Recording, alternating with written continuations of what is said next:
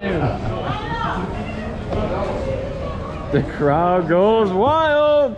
I thought you wanted me to speak in stereo. Speak in stereo. No, I mean, if you can. If you prefer to speak in stereo. I gotta find this spot. So the sun's not in my face. Stand. Well, welcome everybody to Siesta Beach Prayer Circle. I'm happy to be here with you. Blow the trumpet in Zion. I want to share a few thoughts with you if you are willing to tolerate me. In the Bible, in Galatians chapter 6, verse 7, it tells us, "Be not deceived, for God is not mocked. Whatsoever So everyone man or me? soweth, that shall he also reap." And I'm going to tell a little story about a person who got to reap. And we're going to go all the way back, close to the beginning, when Abraham was selected by God, and Abraham eventually had a child that God had promised to him. And that child was Isaac. And later on, Isaac went out and he gathered a wife, and his wife's name was Rebecca.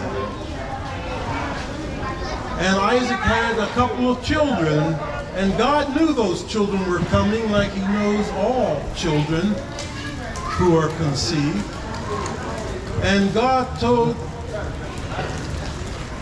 Isaac and Rebecca that the second child, who would be called Jacob, his would be the name of the child that would receive the blessings from his father Isaac. Now, when Jacob was born, he was born number 2 as a twin. His brother's name was Esau. And Esau was a hairy person, sort of like Conrad. And Jacob, that's okay. That we don't need that. And Jacob Esau reference. Was a smooth skin person, sort of like Austin. Yeah, there we go. Conrad, married Esau. And God had promised that the second son would receive the blessing. Now, as time went on, Esau became a mighty This hunter. guy's God. He was one, I guess you can say, he was a carnivorous. He liked meat. And Jacob, Do you like meat? I think Jacob also liked meat, but I like meat.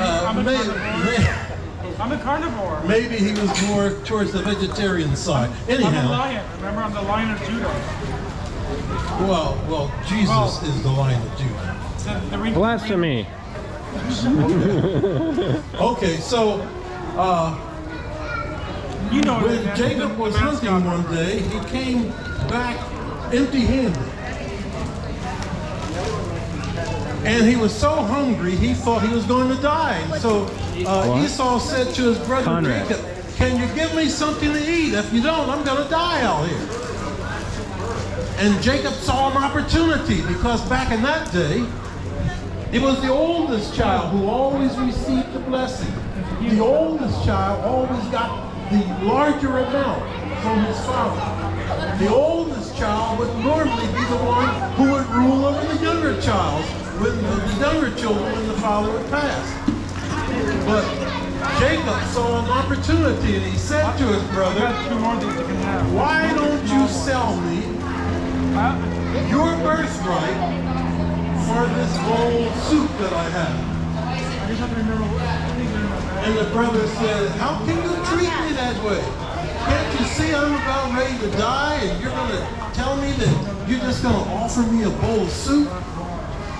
Okay, I'm so hungry, I'm going to take that deal." And so Jacob actually had deceived his brother. And later on, when Isaac was old and he couldn't hardly see, and he wanted his oldest son to come and bring him a certain type of food that he loved to eat. The oldest son had to go out and do some hunting in order to prepare this food. And in the process, while the oldest son was out, Jacob and his mother Rebekah conspired a plan to deceive Isaac so that Jacob could get the blessing. And indeed, Jacob did get the blessing. But when Esau came home,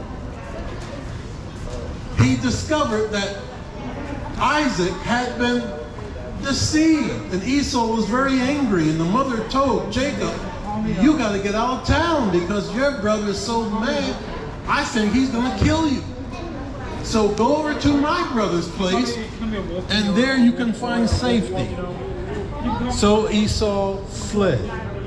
Now isn't that interesting? Can you tell me why you love Jesus? Because when Esau that's right. fled, Well, And yes, the I can. property Okay, tell me why and you all love the Jesus, blessings he Bradford. thought Because that he he's would awesome. receive by deceiving his father, He's awesome. he couldn't. Can you tell me because- why you love Jesus? Because he died for my sins and he's awesome. I was Yeah. going to say that too. Esau was still there. He's awesome. All right. He's the But savior where of my soul. Died for all Yes. our sins. to Rebekah's you. brother Laban, he met Laban's daughter, and she was good looking. She was fine.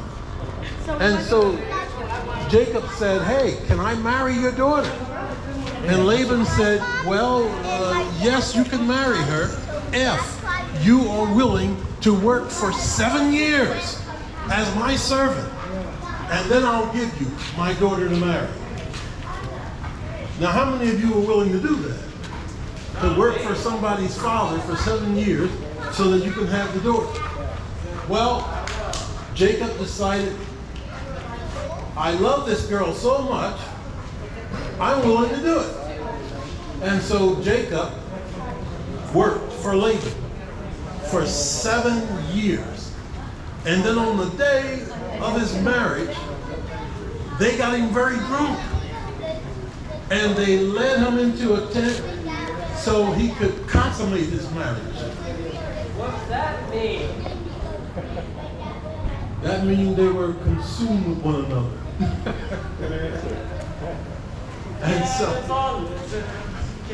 And so when Jacob, They ate dinner together?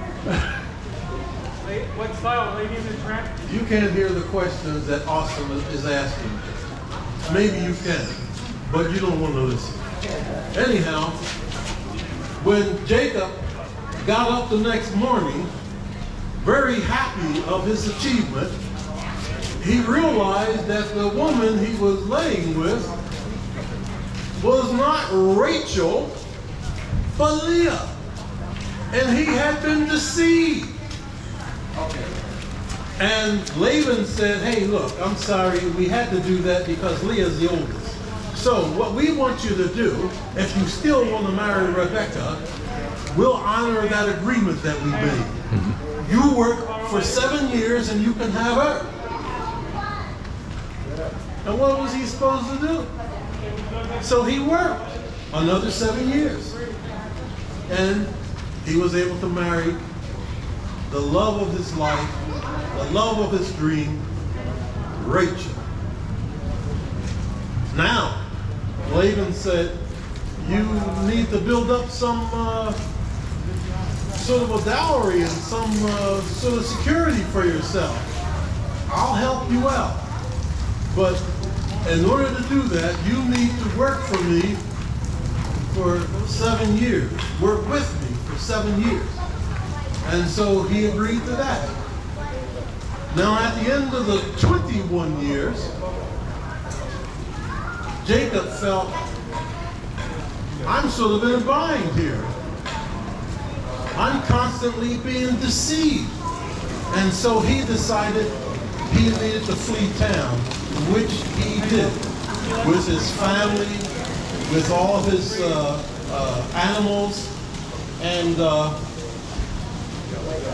he eventually came to a place where he had to wrestle with God. Eventually, he came back to a place where he met with his brother Esau, and they got along. And eventually, he ended up in a place where, as he was wandering, trying to find a good place of his own, he ended up in a place where there were people living in a nearby town that didn't get along with him. And they took advantage of one of his daughters. And his sons, Jacob's sons, Jacob's name had been changed to Israel. And so his sons said, these people have taken advantage of our sister. We ought to get rid of them all. We ought to kill them. And Israel said, no, let's make peace with them. Because I'm sure they have friends, and if we kill them, then there'll be other people who want to kill us. Let's just try to get along. And so they made an agreement to, I won't go into the whole story, they made an agreement that they would marry this girl to the people who had taken advantage of her. And then they would have peace. All they needed to do was to be circumcised. And they agreed to that. And while they were recovering from their injury,